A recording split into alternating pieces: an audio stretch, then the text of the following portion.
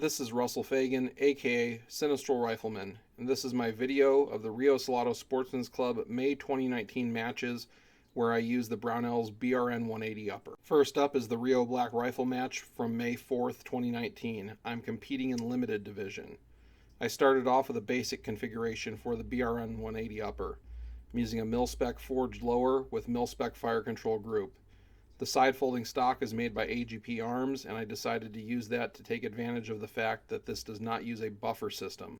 I'm evaluating the BRN 180 for an upcoming article in Recoil magazine. I started off with a basic configuration like this, so I had a baseline to compare it against for other later configurations I might put it in. I also wanted to make sure that it was reliable with mil-spec fire control first, before moving on to a match trigger. When I'm using matches like this to evaluate a new piece of equipment, people tend to want an immediate answer from me with regards to what my opinion on it is and how it worked out. I don't have an immediate opinion on pieces of equipment like this. My opinion is formed over time over the course of multiple matches. After using the BRN 180 at multiple matches, I will conclude writing my article for Recoil magazine. After that article is published, I might be able to answer some more questions in detail. In the meantime, other than the rounds I fired zeroing the rifle, you're seeing the bulk of the rounds I fired during my evaluation over the course of these match videos. From this first position, there are 3 arrays of 2 targets, from about 70 to 200 something yards. I'm using a Vortex Crossfire red dot in limited division.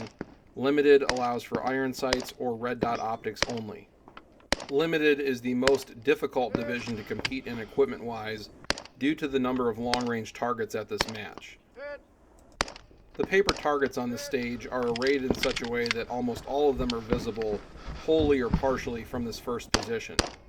I engage all that I can see from here. I move forward after engaging them all to finish one paper target before moving up the stairs to re-engage the steel.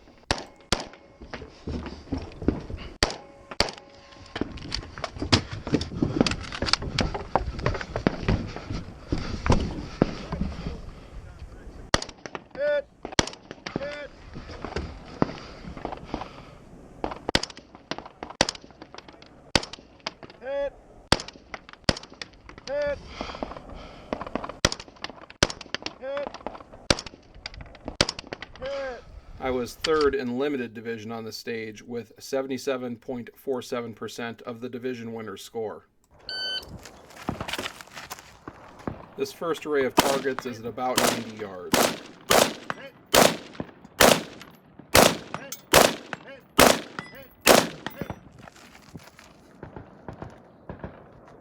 These second 2 flash targets are at about 200 to 270 yards. And these final targets here are at about 300 yards.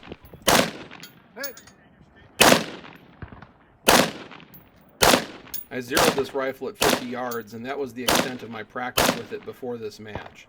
So I'm learning my holds with this particular upper and optic combination on the clock, and you'll see my hit ratio gets better the further into the match I get. What I can't really tell from where I'm shooting because I don't have any magnification is that most of our misses were high above the target. The sequence repeats again from this second position.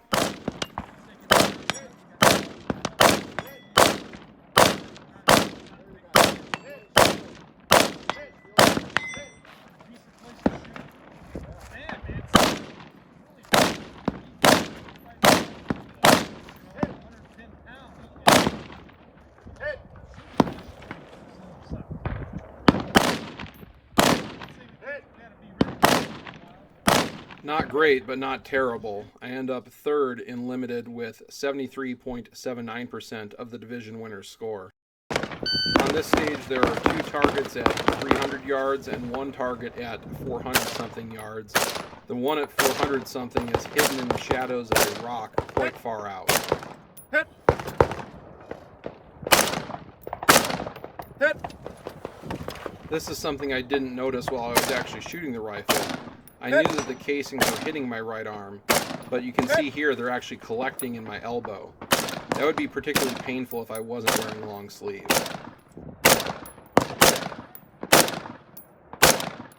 This is a pretty simple stage, but the targets are difficult. We have to repeat these engagements from 3 different positions on this prop. Hit! Hit!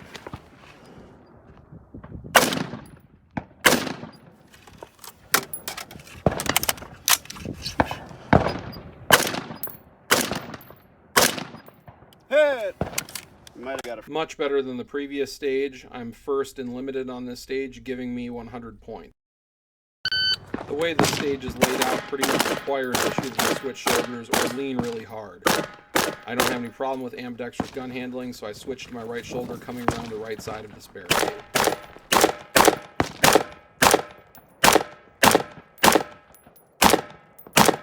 After engaging these paper, I do a combination of reloading and switching back to my left shoulder on the move to this final prop. Hit! There are 3 targets at about 50 to 60 yards, then one final target at about 300.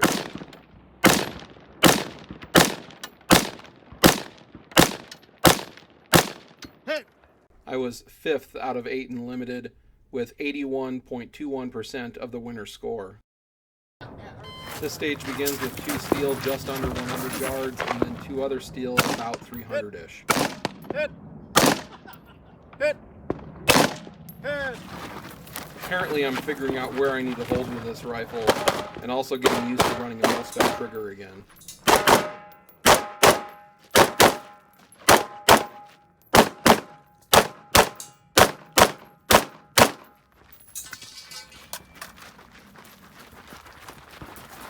The first steel engagement sequence repeats again from this spool. Hit! Hit! Hit! Hit! I was first and limited on this stage, giving me 100 match points. In limited division, I was 2nd out of 8 shooters with 96.89% of the winner's score. In the overall results, I was 12th out of 65 shooters with 82.08% of the winner's score. Next up is the Rio Salado Sportsman's Club 2-gun/3-gun match. I'm competing in limited 2-gun division, but I did reconfigure the rifle to be more competitive for this event. I put the upper on one of my KE-15 billet flared magwell lowers with ambidextrous controls and an SLT2 trigger. I installed a side folding stock from SIG with a KNS Precision SIG MCX/MPX buttstock adapter that attaches to the back of the receiver. I swapped out the 3-prong flash hider for a Griffin Armament flash comp to help tame the muzzle jump. I've also added one of my SHTF wraps to make the rifle more comfortable to hold after shooting more than a magazine through it. The piston area on the handguard gets particularly hot. This stage starts out with some rifle paper. After engaging the rifle paper targets, the shooter transitions to pistol. At this event, you're not allowed to have 2 guns in your hands at the same time, or you risk being DQ'd. So after shooting the final rifle target, my rifle gets handed off to my support hand, but I do not draw my pistol until the rifle is safely discarded in the discard barrel. Because I'm shooting in limited division, I have to use iron sights on my pistol, so I'm shooting my daily carry KE-34 with Warren Tactical Savigny sights. I was first in limited 2-gun on this stage, giving me 100 match points. On this stage, I take the riskier option of engaging all the targets offhand. The correct way to do this, if you're going to shoot offhand, is to engage the spinner target between each paper target. This spinner has 2 plates of relatively equal weight, so you'll see me waiting for it to come back around to an engagement point much longer than a normal spinner. Because I shot all the paper targets first, I have a lot of dead time, and I'm just standing here waiting. For me, the best method to have shot this stage would have been to simply brace off the barricade, hammer the spinner, then deal with transitioning through all the paper targets. On the side-to-side swinger here, I end up with 1 failure to neutralize penalty because I have a single non-A-zone hit. I end up 2nd in limited 2-gun on this stage with 62.65% of the winner's score. This is a pistol-only stage. When I'm using an iron sight pistol versus my dot-equipped pistols, I have to focus much more consciously on having a good, clean sight picture.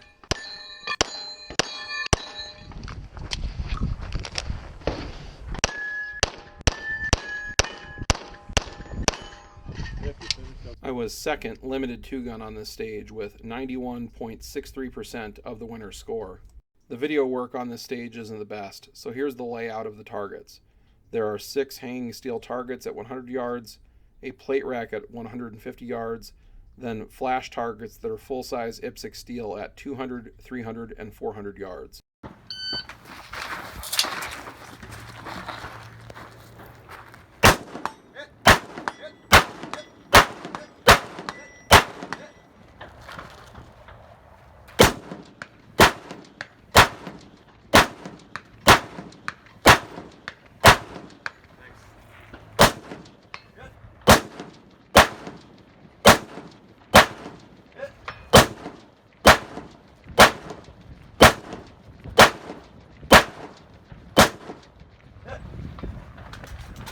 Well, I really blew this stage away in limited 2-gun, having the fastest time giving me 100 points.